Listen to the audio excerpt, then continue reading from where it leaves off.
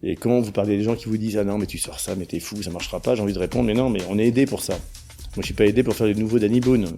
Respect complet, il n'y a pas de problème. On est aidé pour faire ce cinéma de la marge que le monde entier nous envie. Voilà. Baigné dans le milieu du cinéma depuis l'enfance, notre invité du jour a su mettre ses études de commerce en application pour distribuer les films auxquels il croit afin de leur permettre d'exister sur grand écran. Avec lui, nous avons parlé de magie de l'image, de promotion, de musique, d'ovni, de partage, mais aussi de Netflix, d'entrepreneuriat ou de films de genre.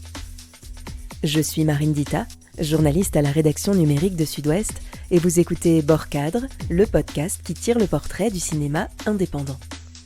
Silence, moteur, action. Bienvenue dans ce 6e épisode.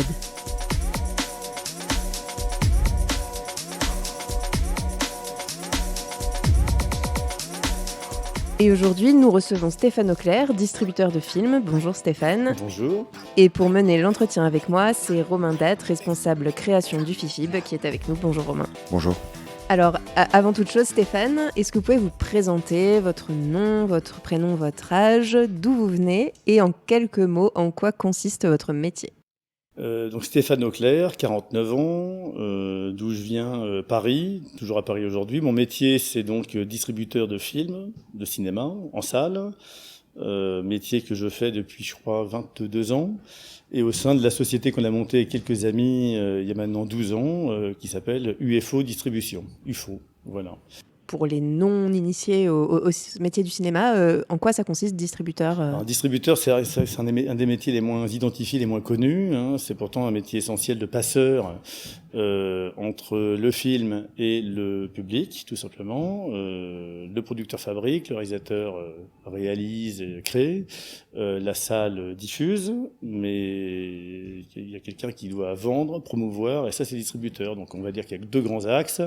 La vente aux salles de cinéma et la promotion du film, l'affiche, la bande-annonce, l'achat de publicité, les acteurs qui vont sur les plateaux télé, etc. Le distributeur est au nœud de tout ce processus de diffusion, de vente et de promotion. Et donc il y a une fonction d'éditeur puisque c'est pas le réalisateur ou le producteur qui font l'affiche, la bande-annonce, c'est cette couleur promotionnelle, marketing, c'est le distributeur qui la donne, en accord bien sûr avec les ayants droit. Je pense qu'il y a un aspect de métier de distributeur que le public connaît plus, qui est donc l'aspect tout promotionnel. On peut voir en effet avec les acteurs, comme tu dis, qui viennent sur les plateaux télé, les affiches, tout ça, il y a quelque chose qui se voit beaucoup. Mais il y a cette deuxième partie que tu as évoquée juste avant, en effet, qui est donc de vendre le film aux salles, aux exploitants. Est-ce que ça, tu peux en parler rapidement ? Parce que je pense que c'est quelque chose que les gens ne comprennent pas trop, enfin, comment ça se passe en fait. Oui, parce que nous, on voit beaucoup sur les réseaux sociaux qui nous permettent d'avoir une prise directe avec le public. On voit qu'il y a une incompréhension sur ce qu'on fait, et surtout à l'endroit des indépendants, mais je pense qu'on en parlera peut-être un petit peu après. Notre rôle n'est donc pas exactement de vendre, même si ça s'appelle la vente, mais je rappelle quelque chose que les gens ne savent pas forcément, c'est que le film, il est loué en fait au stade de cinéma. Donc on ne leur vend rien, on leur demande un espace dans leur cinéma. Ils ont 8 écrans, on veut un demi-écran, donc il y a 16 films, il faut qu'on soit un des 16, et après on partage une recette. Donc ce qu'on vend, c'est l'espoir que la recette soit bonne. Voilà, c'est ça, puis on vend du désir, on vend l'envie de partager un moment cinéphile éventuellement. Donc déjà dans le partage commercial, c'est pas une vente, c'est encore une fois une location, et donc le ticket de cinéma, que ce soit 5 euros, 10 euros, il est partagé entre l'exploitant et le distributeur, qui lui-même redistribue ensuite l'argent aux ayants droit, le cas échéant. Voilà, à 50-50, en gros, chacun garde 50%, il y a des taxes, etc., mais sinon c'est 50-50. Et après, dans le rapport à l'exploitant, ce qui est peut-être plus compliqué à expliquer et pas forcément très passionnant, mais c'est un métier qui consiste à donner foi dans le film, et donner foi dans le film dans une période donnée. On sait qu'un film au cinéma, ça reste 2-3 semaines aujourd'hui. Hein, et encore, c'est presque déjà bien. Je parle de films indépendants. Le James Bond, il va durer plus longtemps, évidemment. Mais les films indépendants ont pas beaucoup d'espace. Si ça se passe très bien, ce sera 4 semaines. Donc il faut choisir sa date pour se donner les meilleures chances d'avoir la meilleure surface, au meilleur endroit. Et la fonction d'éditeur, qui consiste à faire la belle affiche, la belle bande-annonce qui convient bien au film, il va jusqu'au choix de la salle. Pour parler de Bordeaux, je vais à Utopia, ou je vais à UGC, ou je vais à CGR. C'est pas le même public, c'est pas la même ligne, c'est pas le même esprit, c'est pas la même image. Donc notre rôle, c'est d'emmener notre film, d'abord de choisir ce qui nous semble correspondre le mieux au film, et de patiner en quelque sorte la promotion du film en fonction du réseau de salles qu'on choisit. Et donc, sans parler du côté version française, version originale sous-titrée, etc.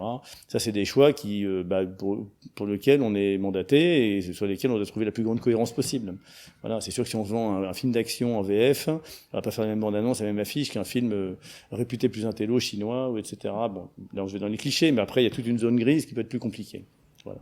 Alors, on va remonter un peu le temps pour comprendre comment ça a commencé, enfin, votre intérêt pour le cinéma. Est-ce que vous vous souvenez quel rapport vous entreteniez avec le cinéma quand vous étiez petit garçon, adolescent? Oui, alors moi, petit garçon, je suis un peu un fils du cinéma dans le sens où mon père travaillait dans le cinéma. Il était au Centre national du cinéma, le CNC, donc du côté plus administratif. Il n'était pas ni en distribution ni en production, etc. Mais il avait forcément lui-même une sensibilité cinématographique pour arriver là. Donc déjà, il était cinéphile, très. Et il avait un accès d'abord à des revues professionnelles ou non professionnelles, d'ailleurs grand public. Il y avait les cahiers du cinéma, il y avait le film français, la revue professionnelle que j'avais déjà quand j'étais gamin, je dis gamin 8 ans, le truc des chiffres aussi, là, le ciné-chiffre papier à l'époque. Moi, j'avais le ciné-chiffre à la maison. Il se trouve que j'étais pas mauvais en maths, et donc ça me faisait plutôt... ça m'amusait de voir ces chiffres, décortiquer les carrières, les entrées par jour. C'est des choses très physiques, très concrètes. Combien d'entrées dans telle salle, pour tel film, tel jour. Je regardais en surface, bien sûr. J'avais pas un regard de spécialiste du tout, mais ça m'amusait. Et accessoirement, il lui-même allait pas mal au cinéma. Il avait des accès plus ou moins gratuits.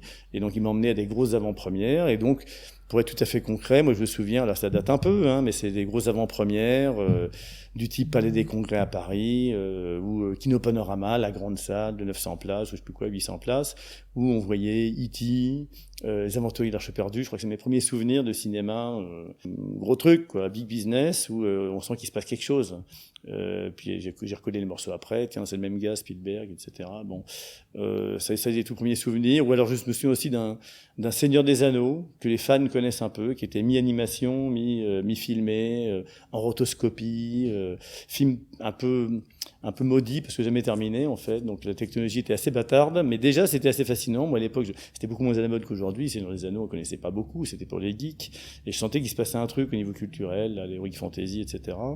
Donc moi c'est ça, c'est une approche assez standard de blockbuster des années 80, devenu culte depuis, mais que j'ai approché un peu de l'intérieur en quelque sorte. Voilà.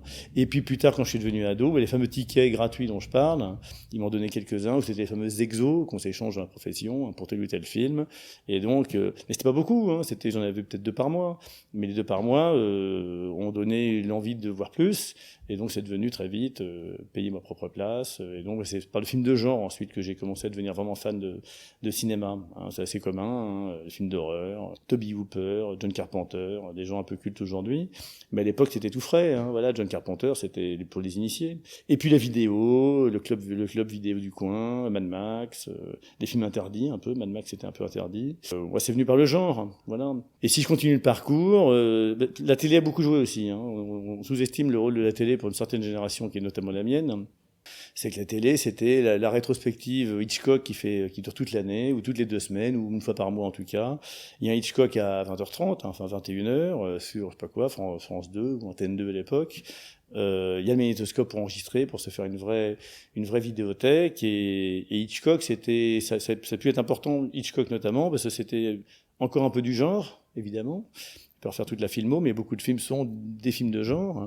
Mais déjà un peu du cinéma d'auteur, avec une touche particulière. Et puis quand on allait un peu plus loin, on se rendait compte, et ça c'est grâce au fait que mon père travaille dans le cinéma et qu'il a un intérêt, c'est les entretiens Hitchcock-Truffaut. Mais Truffaut c'est qui? À la Nouvelle Vague, etc. Puis la Nouvelle Vague, tiens, en fait c'est assez étonnant. On a beau aimer les films débiles, bourrins, que ce que j'aimais à l'époque, d'un seul coup la Nouvelle Vague c'est une proposition assez excitante, complètement différente, un peu nouvelle. Quand on a vu tous les films d'horreur, au fond c'est déjà un petit vent frais vers 15-16 ans, 16-18 ans peut-être. Et puis Nouvelle Vague, c'est quoi la Nouvelle Vague aujourd'hui? Le jeune cinéma français, alors le jeune cinéma français des années 90 en gros. Et c'est comme ça que j'ai élargi le spectre cinéphile, quoi. Voilà. D'accord, alors vous construisez une culture cinématographique à cette période, et cinéphile. Est-ce qu'il y a déjà le désir de faire vous-même du cinéma, comme votre père, de travailler dans le cinéma, ou alors est-ce que ça reste une passion en parallèle de peut-être d'autres ou de... Non, enfin moi je suis un étudiant à l'époque, un collégien lycéen comme un autre, enfin en tout cas plutôt même un peu en dessous, je ne sais absolument pas ce que je veux faire. Donc là non, ça ne traverse même pas l'esprit. À l'époque, je ne sais pas ce que je veux faire. Tout ce qui m'intéresse, c'est de consommer. C'est de consommer le cinéma, la musique aussi. Moi, je suis venu à ce moment-là pas mal dans la musique, où je suis toujours. Un peu la BD, enfin bon, tous ces arts un peu mineurs, là. C'était complètement mon truc, mais j'ai pas du tout pensé à ce moment-là mêler enfin, on pense pas à travailler à 15 ans. Enfin, en tout cas, pas moi. Donc, c'est venu plus tard. Alors, faire des films, jamais de la vie. Moi, ça m'a jamais, je fais pas du tout partie de ces gens qui ont envie de créer du cinéma. Moi, par exemple, j'aimais pas les making-of, ces trucs-là. Moi, j'aimais bien la magie de l'image. Je voulais pas savoir comment c'était fabriqué, etc. Ça m'intéressait pas. Ça, on mettait le film à nu et c'était moins magique, quoi. Et donc, par nature, en faire, certainement pas. Mais travailler dans le cinéma, c'est quand j'ai fait une école de commerce et où je me suis pas plus que ça, pour le dire tout à fait honnêtement. Mais l'intention de l'école de commerce a correspondu à une intention de cinéma professionnelle où je me disais, bah tiens, études de commerce, pas forcément mon truc. Mais si je pouvais m'en servir pour faire connaître ce que j'aime dans le cinéma, donc concrètement c'est le métier que je fais aujourd'hui, distribuer, c'est peut-être pas bête. Et d'ailleurs je me souviens que c'est mon père qui me dit mais ce que tu veux faire ça s'appelle distributeur. Moi j'étais là mais quand même les films, comment est-ce qu'on peut faire parler des films, les faire connaître, machin, mais ça c'est distributeur. Ah bon. Donc c'est lui qui était le premier à me faire passer le mot. Et ça c'est devenu encore un peu plus concret quand j'ai habité à Nantes. C'est là que j'ai fait mon école de commerce, où il y a le festival des 3 continents, sur lequel il y a un focus très important de la population, dont moi. Et on voit des films ça c'était nouveau pour moi. Moi parisien, je vois des films qui sortent, et il y en a beaucoup. Il n'y a pas besoin d'aller plus loin vers les festivals ni rien, c'est pas intéressant. Cette culture du festival, comme le FIFIB aujourd'hui, elle est venue, moi, localement, à Nantes, où d'un seul coup, je découvre qu'il y a plein de films qui se font, bon, on peut l'imaginer, mais on n'y pense pas, et qui ne sortent jamais, qu'on peut voir occasionnellement, épisodiquement, au festival, et qui ne sortent pas. Et donc, c'est de retour à Paris, où je fais un petit débrief en famille de ce que j'ai vu. Ah, tel film coréen, génial, etc. Mais comment est-ce qu'on peut le faire connaître? Je te le dis, ça s'appelle distributeur. Tu achètes le film, tu achètes les droits du film et tu te débrouilles pour le vendre. Voilà. Et donc là, ça a commencé à faire un petit peu son chemin. Voilà, c'est comme ça que c'est venu. Après, pour être tout à fait honnête, quand je suis sorti de l'école, j'avais autant envie de vendre des films que de la musique. Moi, j'étais voire plus dans la musique en réalité que dans le cinéma. Mais les deux m'intéressaient. Voilà. Et donc après, basiquement, CV. Et heureusement, les CV de la musique n'ont pas répondu parce que la musique, à ce moment-là, ça commence à se casser la gueule à cause du piratage. On est à ce moment-là. Le cinéma était à ce moment-là largement épargné. Et c'est le cinéma qui a répondu, puis après, voilà, c'est parti. D'accord. Du coup, vos premières expériences professionnelles à la sortie de l'école, c'est dans le cinéma, c'est non, quoi? les premières expériences, c'est dans la télé. Mais c'est vraiment des CDD, stages CDD. Mais le premier vrai job, c'est cinéma, ouais. Cinéma indépendant, déjà. Pyramide, qui existe toujours. Société brillante, respectable et maintenant presque un peu historique. Ça va faire 30 ans. Et voilà, Pyramide, où là, je prends le job qu'on me donne. C'est déjà un miracle. C'est-à-dire que moi, je pensais pas, honnêtement, que c'est un peu le côté, je vais chercher un boulot, rassurez-vous les parents, je vais chercher un travail, j'envoie quelques CV dans le cinéma, bon, on n'y croit qu'à moitié, et on se dit que l'étape d'après, ce sera de chercher un job dans une boîte normale. Et le cinéma répond, magique. Et là, on cherche même, j'ai même pas négocié un salaire, pour vous dire, je suis pris, génial. Puis c'est seulement en arrivant 2 semaines après, au fait, je gagne combien? Mais j'étais trop content de travailler dans le cinéma, parce que d'un seul coup, le rêve rejoint la réalité, quoi. Le fantasme de l'image, ça va être mon activité au quotidien. Donc ça, c'était un peu magique. Et chez Pyramide, je m'occupais, j'étais assistant en programmation, donc assistant des gens qui vendent les films aux salles de cinéma. Et assistant, c'est à la fois vendre un petit peu, c'est s'assurer que la publicité est bien en salle. Ça, c'est le distributeur qui, bon, il fait confiance à l'exploitant de salles de cinéma. Mais il vaut mieux quand même être là pour s'assurer que l'affiche a bien été livrée, bien commandée, qu'elle est bien en place, que la bande-annonce tourne, etc. Bon, ça, c'était mon premier métier dans le cinéma. Voilà. Et est-ce que justement, vous disiez la réalité rejoint le rêve, est-ce que la réalité était à l'auteur du fantasme? Oui, assez. C'est-à-dire peut-être plus qu'aujourd'hui, alors c'est moi qui ai changé, mais avec des exploitants, on parle des films, on partage. Alors évidemment, il y a le côté vente. Moi, j'ai jamais pensé que j'étais un vendeur né, même l'acte de vente, au fond, est presque suspect. Je me suis rendu compte que ça m'allait pas trop.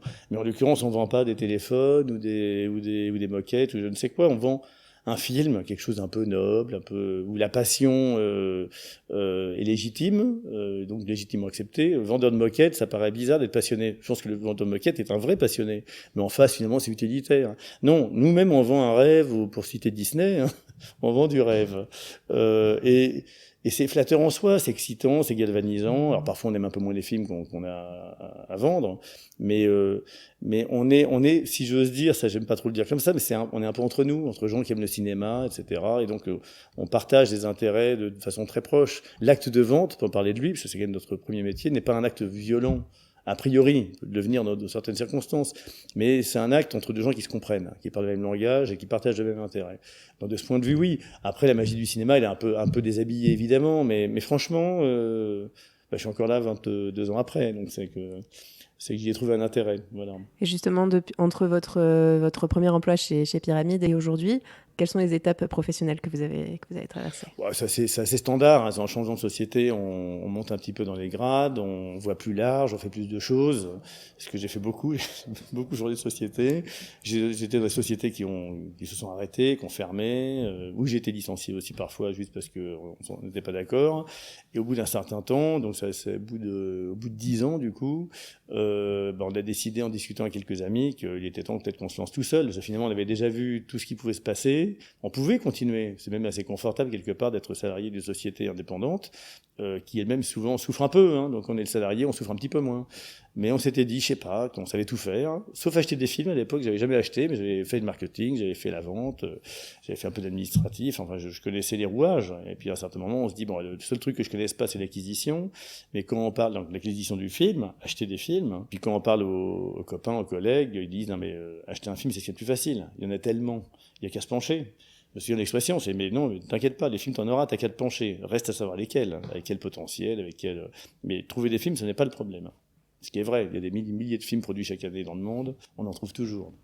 Et donc, il y a 12 ans, vous lancez UFO. Voilà. Ça veut dire OVNI en anglais. C'est quoi un OVNI au cinéma aujourd'hui ? C'est un OVNI au cinéma. Quand on a sorti le nom, les quelques copains qui nous appellent, ils nous disent « Non mais t'es fou, un OVNI, c'est un film raté, c'est un film que personne ne veut voir. » Alors que nous, on pensait UFO OVNI, mais on pensait surtout UFO par des références culturelles qui n'intéressait personne d'autre que nous, mais en tout cas qui nous donnait un socle intellectuel qui définissait pour nous-mêmes en tout cas notre cohérence, la cohérence du geste. Et l'UFO, c'était plusieurs choses honnêtement, mais c'était à la fois comment il s'appelle, l'UFO Club où jouait le groupe Pink Floyd, le t-shirt aujourd'hui, hasard. Hein.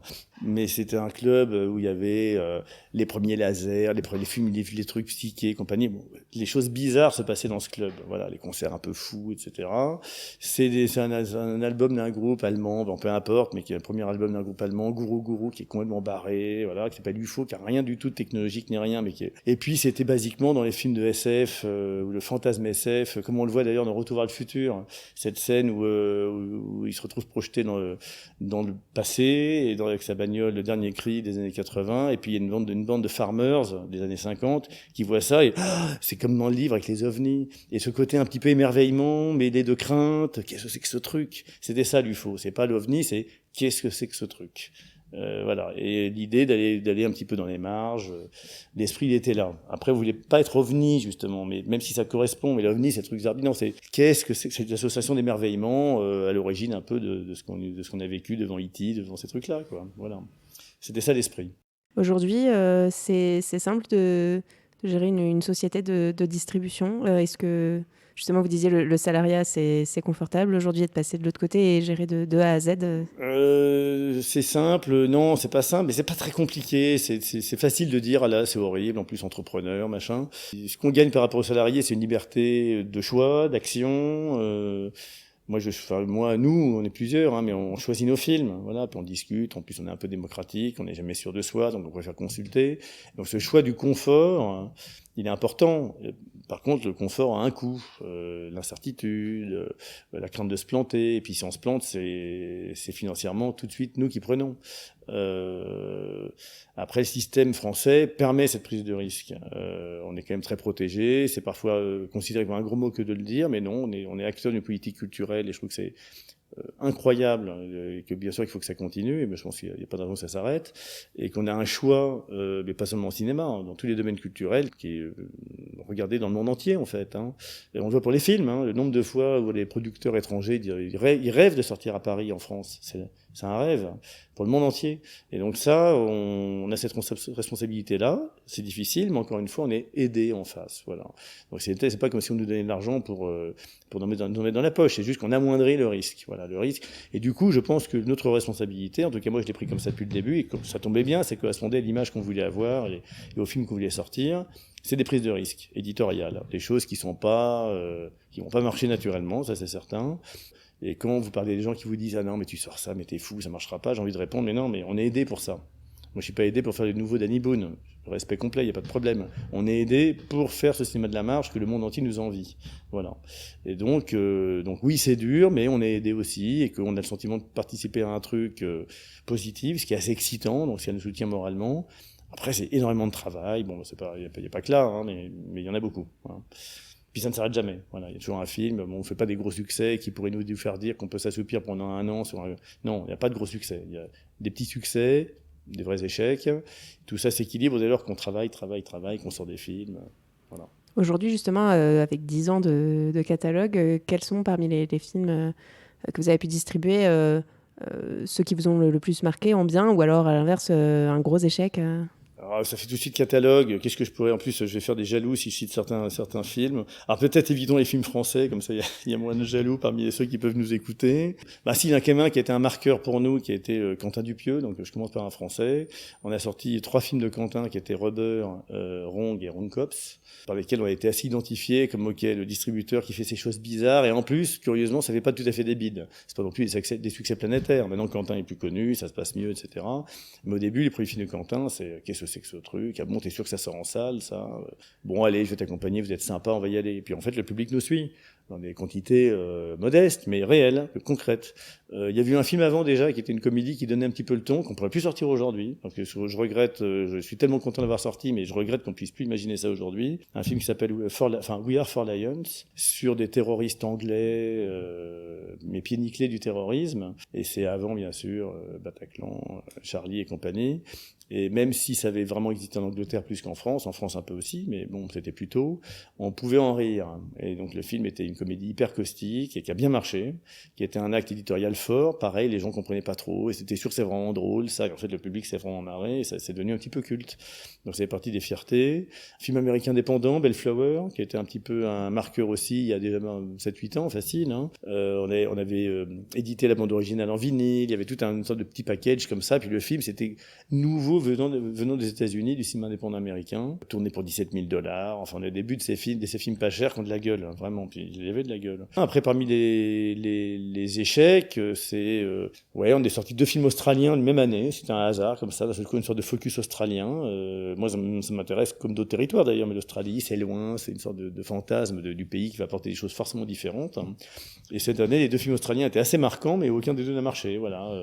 Il y en a un qui a marché en vidéo grâce, si j'ose dire, à sa violence, qui s'appelle Love Hunters, qui était un film assez dur, un film de séquestration, si j'ose dire, mais assez magique en mise en scène, assez solaire, si j'ose dire, et qui faisait assez bien passer la pilule, sauf que c'était interdit moins de 16 ans, etc.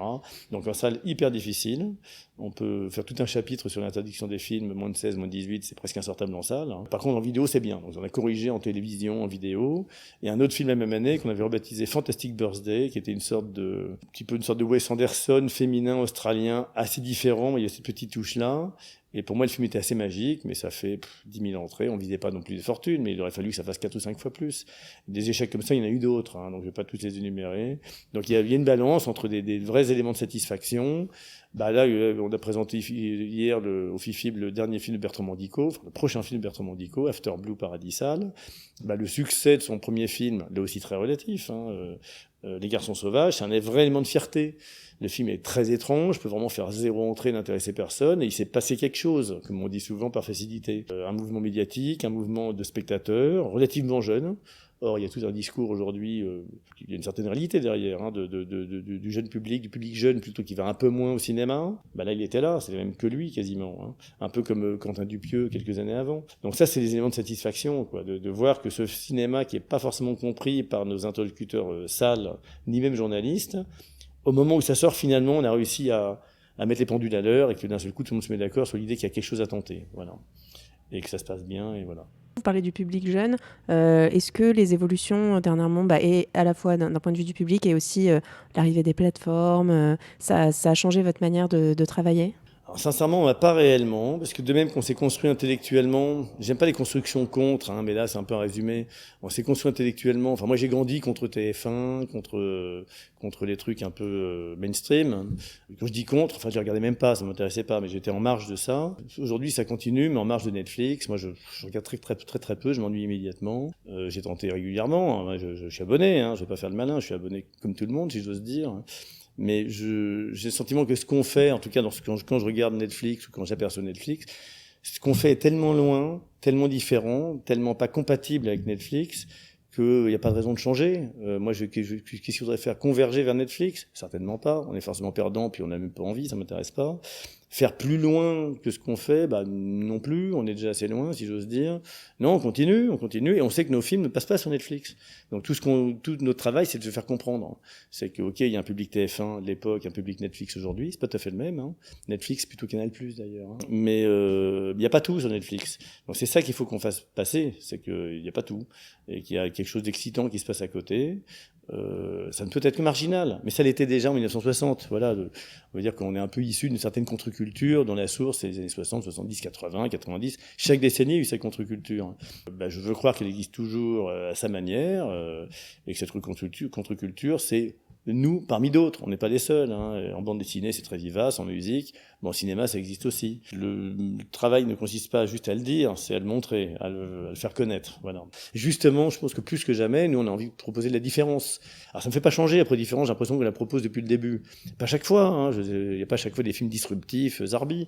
Mais régulièrement, nous, notre socle culturel, la raison pour laquelle on fait ça, c'est d'abord ces films-là, un peu étranges, un peu barrés, qu'on ne trouve jamais sur les plateformes. C'est simple, on ne peut pas les vendre, on n'y arrive pas.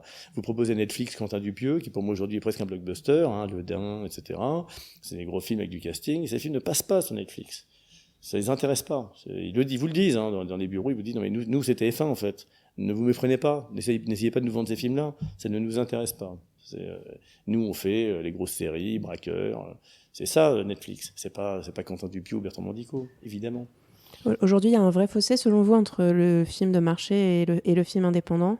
J'ai pas le sentiment qu'il ait beaucoup changé. Après, ce qui a peut-être changé, c'est qu'il y avait une sorte de zone grise, de série B, de major, hein, américaine, dont j'ai le sentiment qu'il est moins représenté. Hein. Ok, il y a films d'horreur, Blumhouse, ces trucs-là, mais honnêtement, ouais, il y a regardez le line-up de Disney.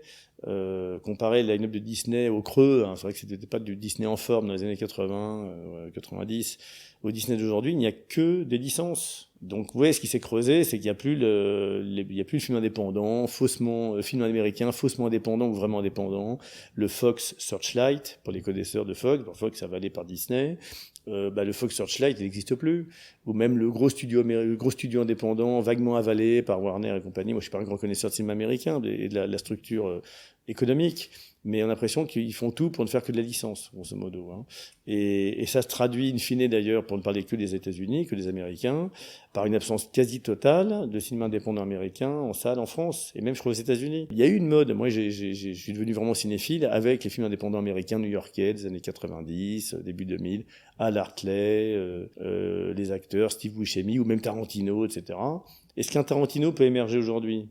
Moi, j'ai le sentiment que non. Encore une fois, je connais pas assez, mais je suis pas assez dedans, mais ça ne s'exprime plus au travers de films de genre. Donc ça tombe bien, c'est ce que j'aimais quand j'étais ado, et peut-être que ça peut susciter un assagissement du genre et aller vers un cinéma indépendant américain plus classique, si j'ose dire.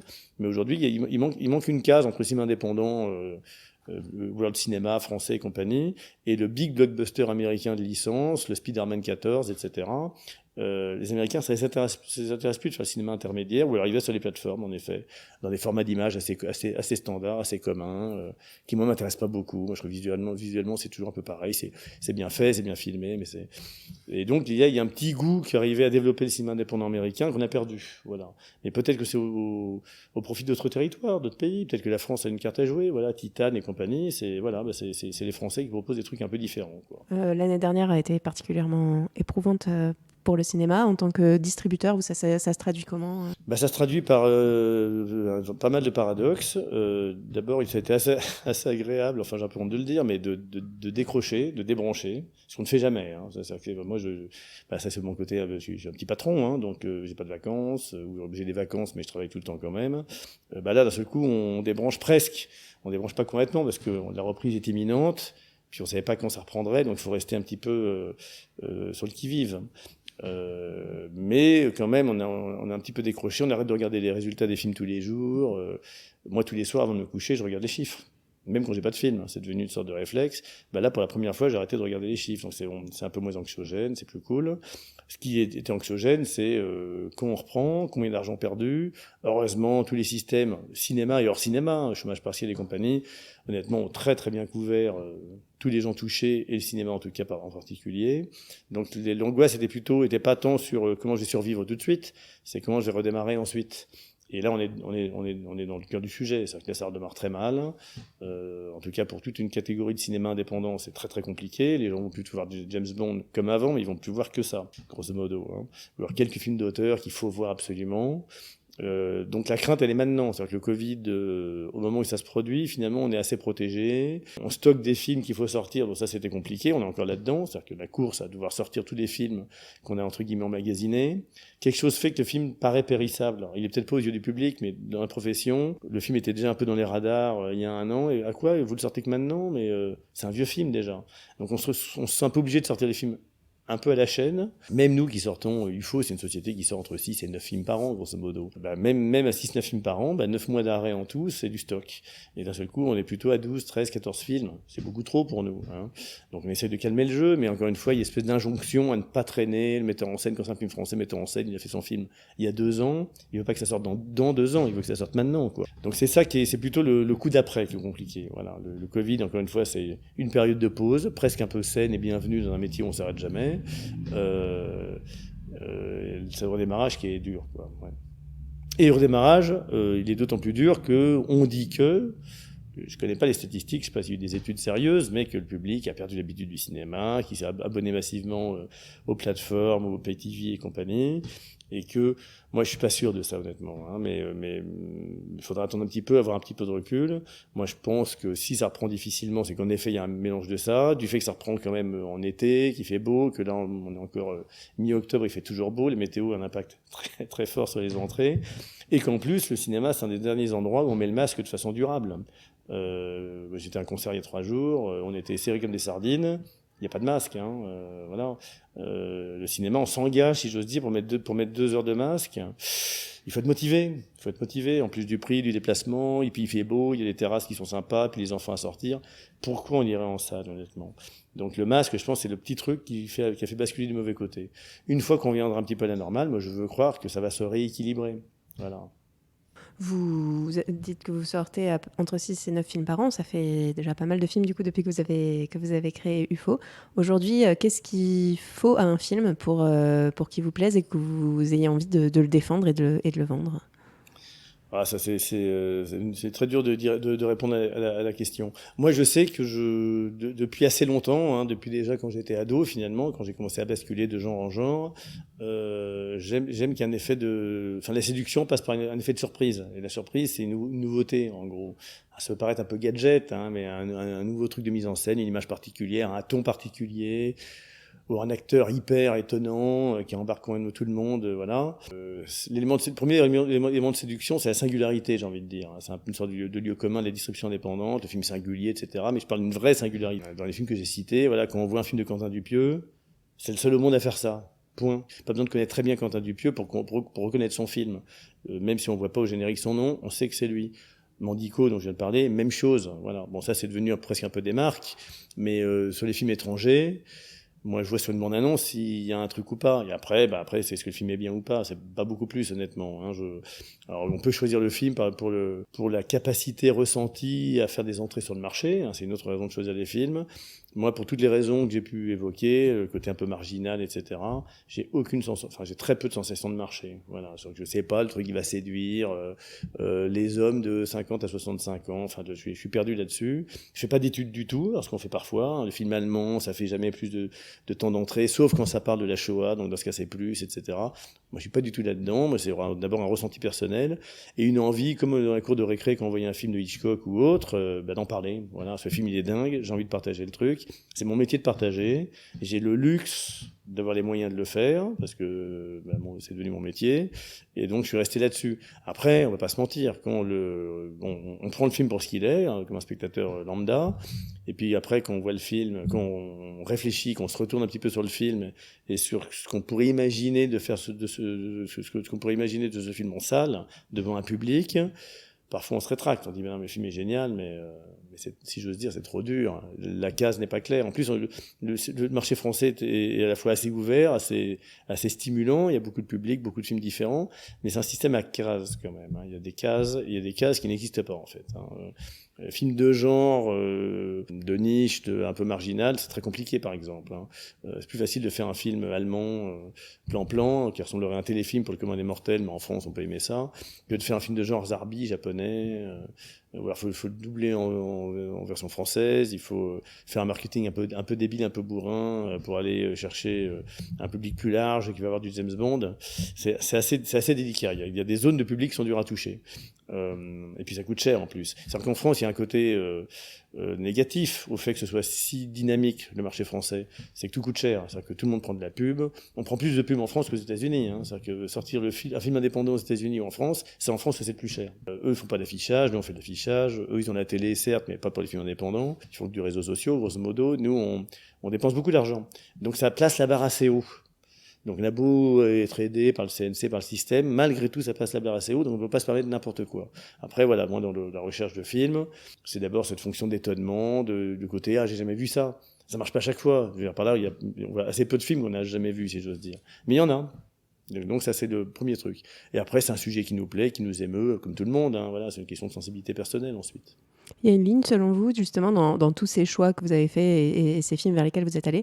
Aujourd'hui, avec recul, quand vous voyez le catalogue, est-ce que vous avez distribué, est-ce qu'il y a une ligne qui se dessine, un point commun entre ces Non, mais films? il y a une sorte de cœur, de centre. C'est ce cinéma, je sais pas comment le qualifier, issu d'une culture un peu underground, alternative. Et je peux citer, on a sorti, je crois, environ 65 films. Il y a un corpus de 10-15 films qui définissent très facilement ce public. Que ce soit le premier, toute l'histoire majestique sexuelle, qui est en plus un film le premier ou deuxième film produit par un label de musique, dont on était assez fans, nous, Warp. Donc c'était Warp Film qui produit Aphex Twin, Otech, Boards of Canada pour les connaisseurs, et donc ils se mettent à faire du cinéma tellement ça marche bien, donc ils cherchent à élargir leur spectre.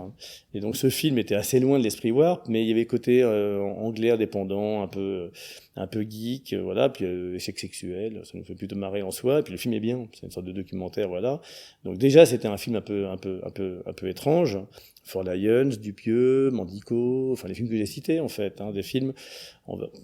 Souvent il y a le mot simplificateur, c'est des films pop, mais c'est pas exactement ça. C'est plutôt des films issus d'une culture alternative, underground, etc., qui aime bien frotter un peu, qui aime bien gratter un petit peu. À côté de ça, il y a des films plus normaux. Il y a une tendance un peu sociale aussi. Je vais pas dire Ken Loach, c'est pas exactement ça, mais avec un fond politique. On a sorti, je sais pas, un documentaire vraiment génial qui s'appelle Une jeunesse allemande, sur la fraction armée rouge, qui est un documentaire de création pure, qui vous tient pas par la main, il n'y a pas de voix off, il n'y a pas de synthé, il n'y a pas de texte, c'est à nous de comprendre le déroulé. Le film est complètement dingue, complètement magique, et moi qui suis assez marqué par toutes ces cultures, c'est de la contre-culture encore, mais cette fois c'est politique. La fraction armée rouge, le terrorisme politique, etc. Mais aussi dans le genre plus normal, ce qui n'est pas un défaut. Notre premier succès s'appelle 8 fois debout, film avec Julie Gaillet, Denis Podalides. C'est un film qui nous parle avec beaucoup d'humour, du rapport au travail, de la difficulté à trouver un job, de l'obligation d'en trouver un aussi, et de la manière dont on peut tenter de s'écarter de cette obligation, et de ce que ça nous coûte de s'en écarter. Donc on a des films comme ça aussi, voilà, la dimension plus politico-sociale, j'ai envie de dire. Voilà. Donc il y a ça, il y a d'un côté un côté purement contre-culture visuelle, artistique, et de l'autre côté une sorte d'émanation contre-culturelle, politique et sociale. Et pour l'avenir, est-ce qu'il y a des choses que vous n'avez pas encore partagées ou distribuées, des choses qui vous feraient envie pour la suite et que vous n'avez pas encore trouvées, ou alors que... Alors là aussi, il faut voir les films qui arrivent. Nous, on les fait pas, les films. Enfin, même si on a monté une structure de production. Donc, on produit maintenant un petit peu des films. Mais le film qu'on n'a pas encore vu, qui va nous plaire, c'est celui qui va nous surprendre, en gros. C'est dans les terrains où on va difficilement, alors que moi, j'aimerais bien y aller plus... c'est le genre. Donc là, il y a peut-être actuellement un petit truc qui se passe dans le genre d'auteur, comme on dit. Et moi, je suis le premier à être en fait assez frileux sur cette question-là, parce que je sais à quel point les quelques fois on a essayé, on s'est planté. On a sorti, je sais pas moi, le premier film de Brandon Cronenberg, antiviral, four complet. Et d'ailleurs, le deuxième est sorti il y a pas longtemps directement en télé. Il n'est pas sorti en salle, parce que c'est des films trop dur pour le public de genre, qui est un public quand même, au fond, qui est quand même plutôt grand public. Et pour des raisons qui m'échappent en France, c'est que le public plus exigeant, auteur, a du mal avec le genre. Alors c'est en train de changer avec les générations qui se renouvellent, etc.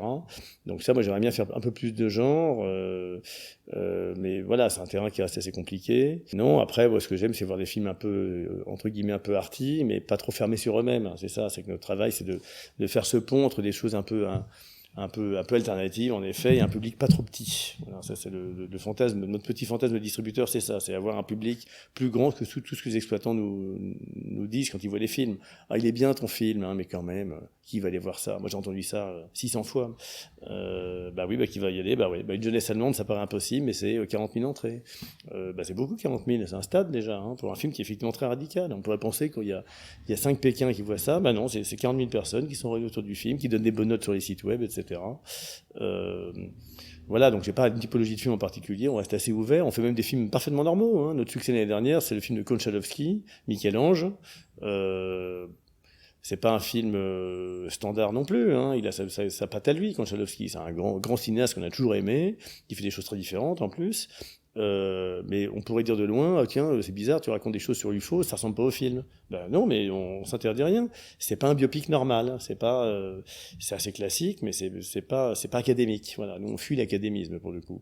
Et c'est ces films qui marchent le mieux malgré tout. Hein. Michel-Ange, Lamarck, etc. Donc, il en faut aussi, mais l'idée c'est de continuer effectivement à trouver peut-être des films un petit peu plus larges, un peu plus par lesquels on a le sentiment de ne pas se trahir quand même, hein, ce qui était le cas avec Michel-Ange, qui est un très bon exemple, et ce qui nous permet à côté de tenter des trucs vraiment bizarres. Alors, bientôt on a un film japonais complètement dingue, qui sur le papier est injouable pour la France, et en même temps le film est tellement fou que je peux pas croire qu'il n'y ait pas moyen d'agréger un public de fans autour, et peut-être générer un bouche à oreille, etc. Un film qui s'appelle Junkhead.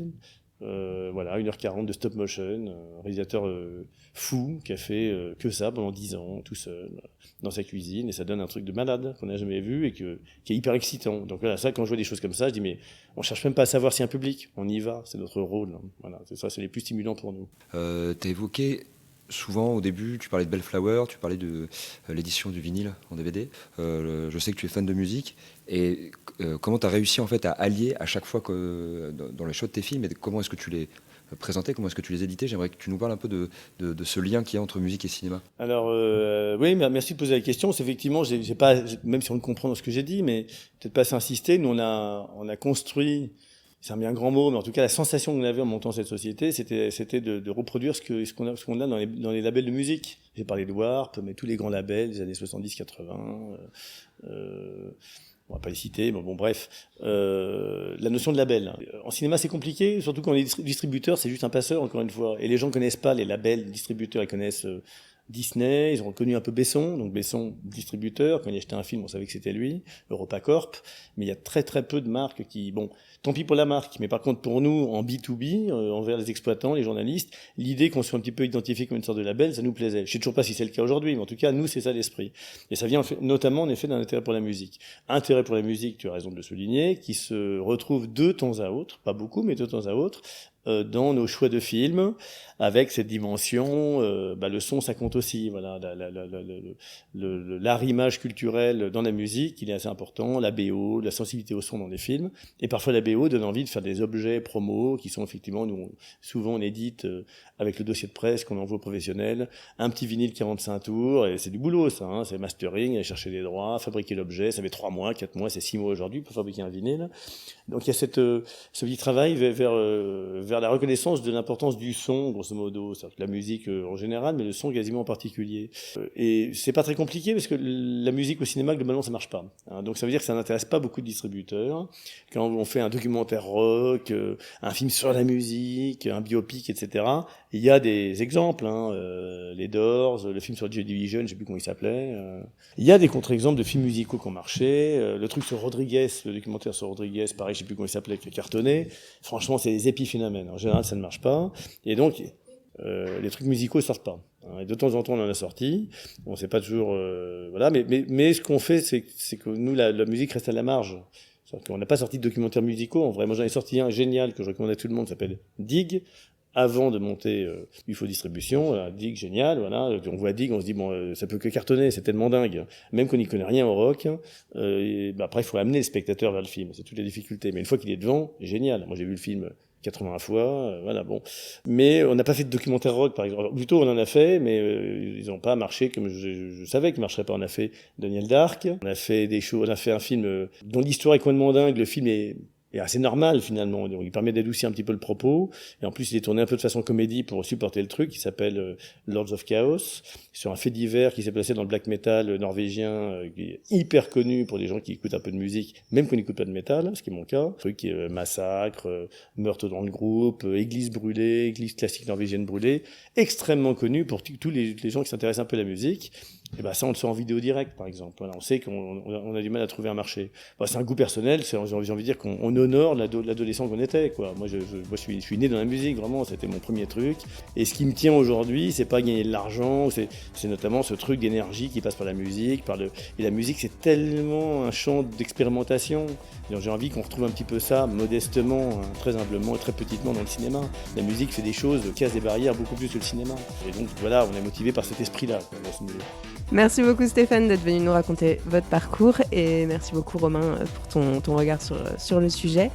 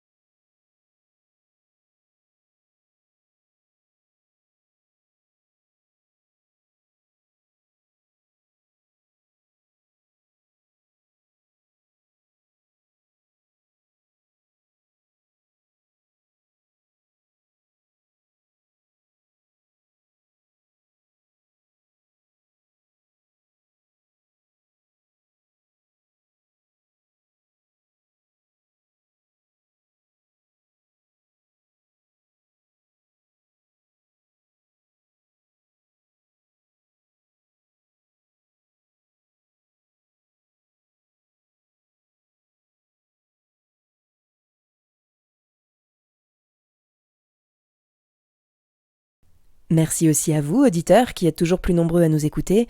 Si vous avez aimé cet épisode, n'hésitez pas à nous le dire et à le partager autour de vous. Vos retours et vos suggestions nous sont toujours très précieux. Et pour ne rien manquer de Bord-Cadre, rendez-vous sur sudouest.fr ou sur fifib, fifib.com, ou bien abonnez-vous sur Deezer, Spotify, Apple Podcast, Google Podcast ou votre plateforme d'écoute habituelle. On se retrouve dans 15 jours pour le dernier épisode.